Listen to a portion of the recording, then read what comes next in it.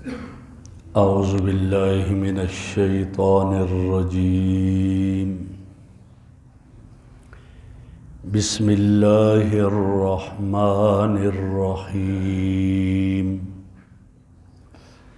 الم تر الی الذین اوتوا نصیبا من الکتاب یدعون الی کتاب اللہ لیحکم بینہم ثم يتولى فريق منهم وهم معرضون ذلك بأنهم قالوا لن تمسنا النار إلا أياما معدودات وغرهم في دينهم ما كانوا يفترون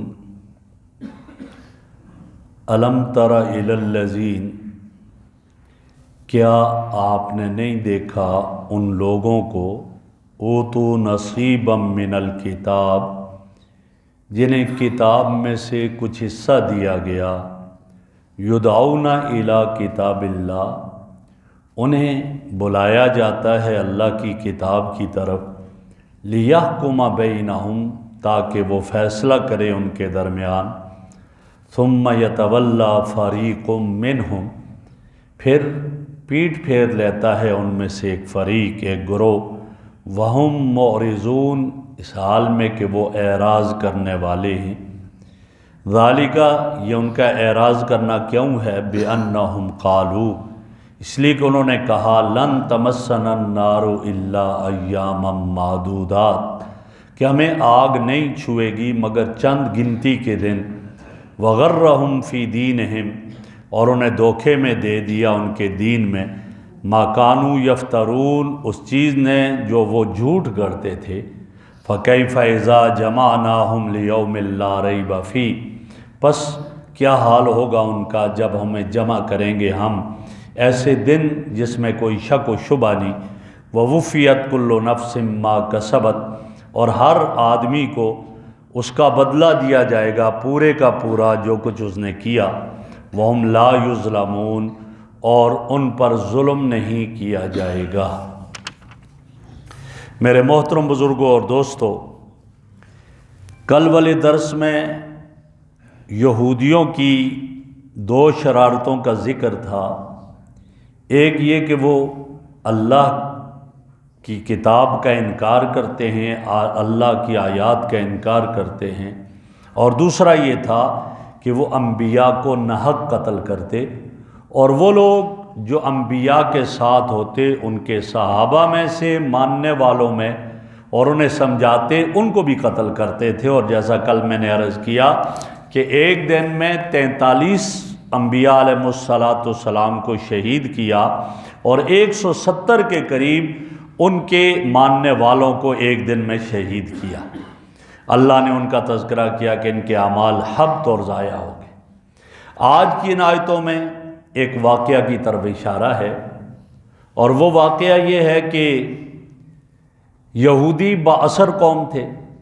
میں نے پہلے بھی عرض کیا تھا کہ اکانومی پر بھی ان کا قبضہ تھا اس وقت، علم میں بھی کافی آگے تھے، پڑھے لکھے تھے، اور اس کے علاوہ جنگی مہارتیں بھی تھیں ان کے پاس۔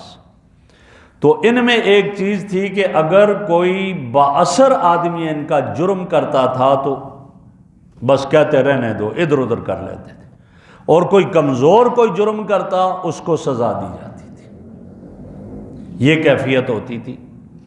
ایسا ہوا کہ خیبر کے یہودیوں میں سے ان کے بڑے کسی نے، اس نے زنا کر دیا۔ تو جب زنا کر دیا تو انہوں نے کوشش کی کہ بس اس کو استثناء مل جائے، جیسے آج کل ہمارے ہاں بھی استثناء چلتا ہے۔ کیا کہتے ہیں جی؟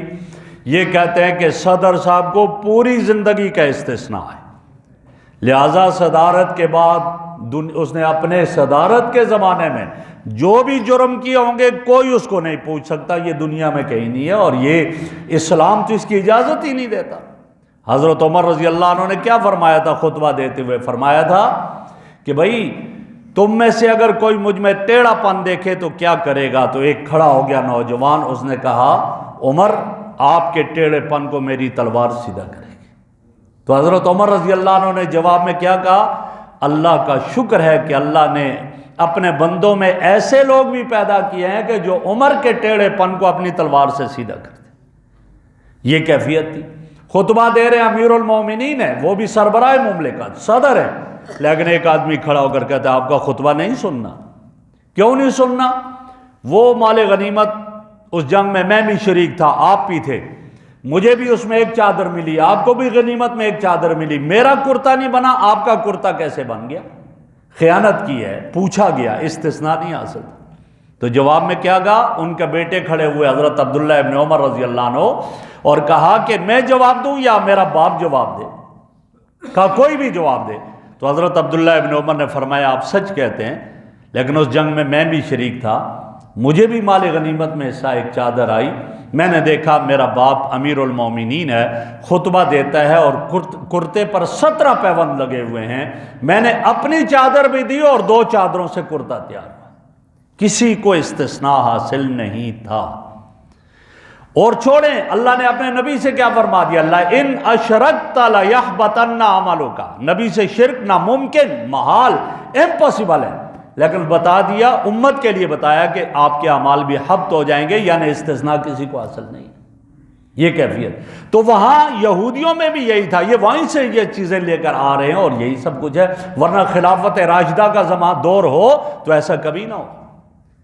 تو کیا کہا کہ انہوں نے کہا رہنے دو، اس کو استثناء حاصل ہو جائے، لیکن جو نیچے والا طبقہ تھا اب وہی زمانہ آ گیا کہ اٹھ گئے، کہا نہیں، انہوں نے شور مچا، ان کا یہ کیا بات ہے، ہم میں سے کوئی کمزور کوئی جرم کرے اور اس کو ایک دم میں پکڑا جاتا ہے، سزا دی جاتی ہے، اور کوئی بڑا آدمی کرے کچھ نہیں کہتے، استثناء حاصل ہے، ہم یہ بات نہیں مانیں گے۔ جب زیادہ شور مچایا تو اب یہ یہودیوں کے بڑے بڑے جمع ہو گئے، جب جمع ہوئے اور سر جوڑ کر بیٹھے تو کہنے لگے یہ ہمیں چھوڑ نہیں رہے، اور ہمارے ہاں تو تورات میں بھی اس کی سزا شادی شدہ اگر زنا کرے گا اس کو سنسار کیا جائے گا، تو ایسا کرتے ہیں کہ محمد کے پاس جاتے ہیں صلی اللہ علیہ وسلم، اور ان کی شریعت میں کافی نرمی ہے، یہودیوں اور نصرانیوں کی بنسبت اسلام میں نرمی تھی۔ ان کے یہاں کیا تھا؟ یہودیوں کیا کپڑے کو نجاست لگ گئی، دھونے سے پاک نہیں ہوتا تھا، کاٹ دیا جاتا تھا، پھر جا کر وہ ٹھیک تھا۔ گناہ کیا، توبہ کیا ہے، قتل کرے گا تو توبہ ہوگی، قتل فَاقْتُلُوا أَنفُسَكُمْ قرآن کہتا ہے، لیکن نبی اکرم صلی اللہ علیہ وسلم کی شریعت میں کیا ہے؟ کپڑا 3 مرتبہ دھو ڈالو، نجاست زائل ہو جائے، تمہارا کپڑا پاک ہو گیا، گناہ ہوا اللہ کے سامنے جا کر توبہ استغفار کرو، اللہ معاف کر دیں گے۔ تو وہ کہنے لگے کہ ان کی شریعت میں کافی نرمی ہے، تو ہو سکتا ہے ہمارے لیے وہاں نرمی نکل آئے، اور یہ جو لوگ شور مچا رہے ہیں ان کے منہ بھی بند ہو جائے۔ اب ان کے وفد آئے خیبر سے، خیبر 300 میل کے فاصلے پر ہے مدینہ سے، آئے مدینہ منورہ میں اور آپ کی خدمت میں، جی آپ سے ہم نے بات کرنی ہے، ٹائم طے ہو گیا، آگے ہر طرف شور مچ گیا کہ آج یہودی محمد اور رسول اللہ صلی اللہ علیہ وسلم سے کوئی بات کرنے آئے۔ لوگ جمع ہو گئے، جب جمع ہو گئے لوگ تو بیٹھے، ہاں جی کیا بات ہے؟ کہا جی مسئلہ یہ ہے کہ اگر شادی شدہ جو ہے وہ زنا کر لے مرد اور شادی شدہ عورت تو کیا کیا جائے گا، اس کے لیے کیا حکم ہے؟ آپ نے فرمایا تمہاری تورات میں کیا حکم ہے؟ کہا ہماری تورات میں کچھ بھی نہیں ہے اس کا۔ فرمایا لاؤ تورات منگوائی۔ جب تورات منگوائی، ان کا بڑا عالم جن کا نام عبداللہ ابن سوریہ تھا اور وہ کانا تھا، اس نے پڑھنا شروع کی، تورات پڑھتے پڑھتے جہاں سنسار کرنے کا تذکرہ تھا وہ آیتیں نہیں پڑھی، آگے پڑھ لی اور ان پر ہاتھ رکھ دیا۔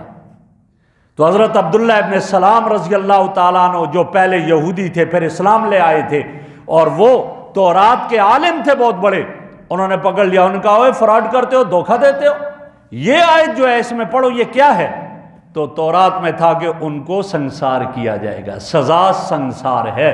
تو آپ نے فیصلہ سنا ہے، فرمایا تورات میں بھی سزا سنسار کرنا ہے اور قرآن نے بھی یہی سزا دی ہے کہ اس کو سنسار کیا جائے گا۔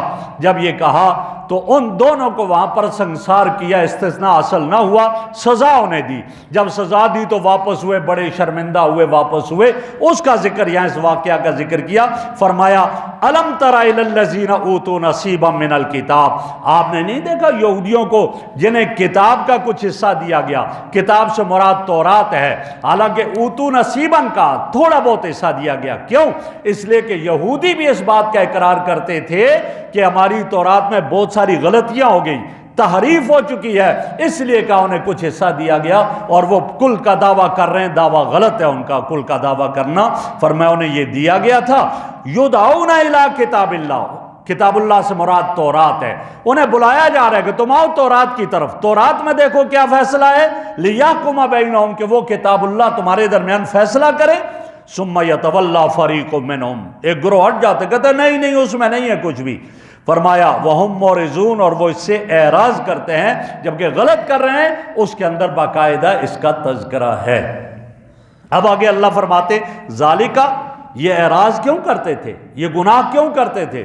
تو کہا کہ ان کا یہ کہنا تھا لن تمسنا النار الا ایاما معدودات، وہ کہتے بھائی ہم تو جنتی لوگ ہیں، یہودی بھی دعویٰ کرتے تھے ہم جنتی ہیں، اور عیسائی بھی دعویٰ کرتے تھے ہم جنتی ہیں۔ یہودی کہتے چند دنوں کے لیے ہم نے جہنم میں جانا ہے، ایک قول یہ ہے کہ ہم 7 دن کے لیے جہنم میں جائیں گے، اس لیے کہ پوری دنیا کی عمر، پوری دنیا 7000 سال ہے، تو 1000 سال کے بدلے میں ایک دن ہم جہنم میں جائیں گے، 7 دن جہنم میں جانا ہے ہم نے، اور اس کے بعد نکل آئیں گے بعد جنتی۔ اور کبھی یہ کہتے ہیں ایام معدودات سے مراد 40 دن ہم جہنم میں جائیں گے پھر نکل جائیں گے، 40 دن جلیں گے۔ 40 دن کیا ہے، وہ کیسے کہتے تھے؟ اس لیے کہ ہمارے آباء و اجداد نے 40 دن بچھڑے کی عبادت کی تھی۔ بچھڑا جو بنی اسرائیل نکلے حضرت موسیٰ کے ساتھ، راستے میں جبرائیل علیہ السلام کا جہاں ان کی سواری کے قدم لگتے تھے، وہاں اس سامری نے وہاں سے مٹی اٹھا لی تھی، اور حضرت موسیٰ علیہ السلام کوئی طور پر اللہ سے ملاقات کے لیے گئے، ادرس نے زیورات جمع کر کے ان کو ڈھالا، ایک بچھڑا بنایا، اور وہ مٹی اس کے منہ میں ڈالی تو وہ آوازیں نکالنے لگ گیا، کہنے لگا یہی تو ہمارا خدا ہے، موسیٰ سے غلطی ہو گئی، علیاذ باللہ وہاں چلا گیا۔ یہ 40 دن یہ تھے، اس میں انہوں نے بچھڑے کی عبادت کی، کہتے وہ 40 دن ہم جہنم میں جائیں گے، اس کے بعد ہم جنت میں۔ اور وجہ یہ بتاتے تھے کہ یہ ساری بات یہ ہے اس لیے کہ ہم یہ سارا، لیکن حالانکہ انہیں معلوم نہیں کہ ان کے آباء و اجداد کی وجہ سے ان پر یہ نہیں آئے گا، یہ الگ جرم کرتے ہیں، ان کے جرم کی سزا انہیں الگ ملے گی۔ اور عیسائی کیا کہتے تھے؟ عیسائی کہتے تھے ہم تو جہنم میں جائیں گے ہی نہیں۔ کیوں نہیں جائیں گے؟ علیہ باللہ وہ کہتے ہم جو گناہ کر رہے ہیں، عیسیٰ علیہ السلام کو علیہ باللہ سولی پر چڑھا دیا اور ہمارا سارا کفارہ وہ ہو گیا۔ بھائی عیسیٰ علیہ السلام پہلے، تم ان کے بعد آئے، اب تم کیسے یہ دعویٰ کر سکتے ہو؟ قرآن کہتا ہے وَلَا تَزِرُ وَازِرَةٌ وِزْرَ أُخْرَىٰ، کوئی دوسرے کا بوجھ کوئی نہیں اٹھا سکتا، ہر ایک نے اپنے گناہ کا بوجھ خود اٹھانا ہے، دوسرے نے نہیں اٹھانا، لہٰذا یہ دونوں غلط تھے، جھوٹ بولتے تھے۔ تو یہی فرمایا کہ وہ کہتے تھے لن تمسنا النار الا ایاما معدودات، چند دنوں کے لیے جائیں گے۔ اللہ فرماتے غرہم فی دینہم ما کانوا یفترون، یہ جو اللہ پر جھوٹ کرتے ہیں کہ چند دن ہم جہنم میں جائیں گے، اس بات نے ان کو دھوکے میں ڈال دیا، یہ دھوکے میں پڑ گئے اور یہ گناہوں کی زندگی بسر کرنے لگے، حالانکہ ایسا نہیں ہے۔ فرمایا جو آدمی جو گناہ کرے گا اس کی سزا وہ پائے گا۔ فَمَن يَعْمَلْ مِثْقَالَ ذَرَّةٍ خَيْرًا يَرَهُ وَمَن يَعْمَلْ مِثْقَالَ ذَرَّةٍ شَرًّا يَرَهُ، جو نیکی کرے گا اس کا بدلہ بھی ملے گا، جو گناہ کرے گا اس کا بدلہ بھی ملے گا۔ اللہ فرماتے فَكَيْفَ إِذَا جَمَعْنَاهُمْ لِيَوْمٍ لَا رَيْبَ فِيهِ، وہ دن کیسا ہوگا؟ قیامت کا دن ضرور قائم ہوگا، ہو کر رہے گا۔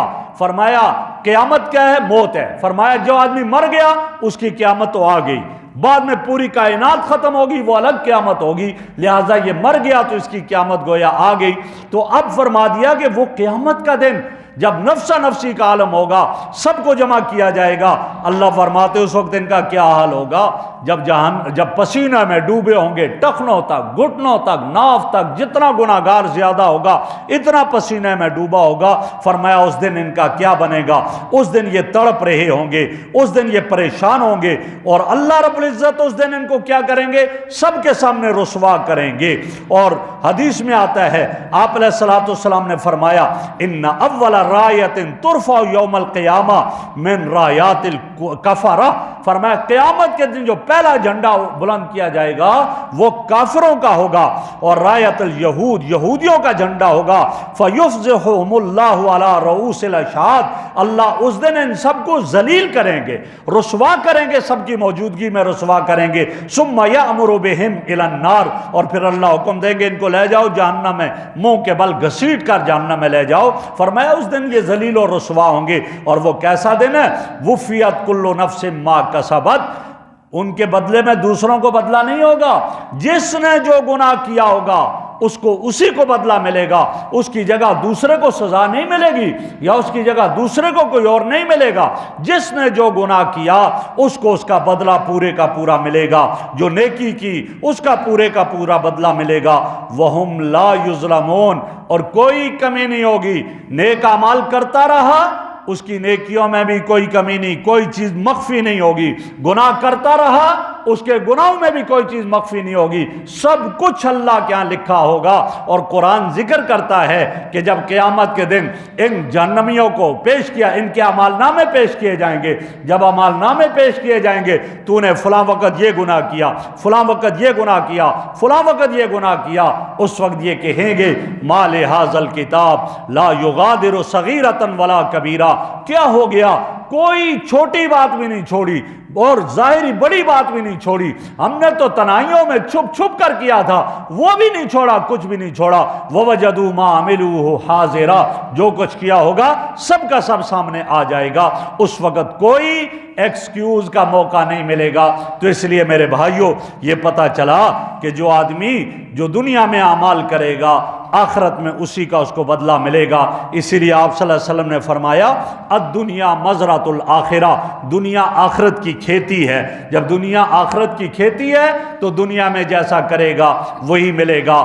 کھیتی میں اب دیکھتے ہیں آدمی بیج بونے کے بعد اپنی کھیت میں نہ جائے تو وہ فصل صحیح نہیں ہوتی ہے، وہاں گھاس ہی گھاس ہوتا ہے اور کچھ بھی نہیں ہوتا، اور اگر اس نے فصل بوئی پھر دیکھ بھال کی، سب کچھ کیا، گوڈی کی، پانی لگایا، سب کچھ کیا تو فصل بھی اچھی ہوتی ہے۔ فرمایا اسی طرح دنیا میں آیا ہے، اگر یہ کہتا ہے بس جی کافی ہے، بس آ گیا ٹھیک ہے، یہ کافی نہیں ہوگا، دنیا میں نیک اعمال کرے گا تو پھر اس کے اعمال کا وہاں اس کو اچھا بدلہ بھی ملے گا، اور گناہ کرے گا تو گناہوں کی سزا بھی ملے گی۔ اللہ رب العزت ہمیں نیک اعمال پر قائم اور دائم رکھے۔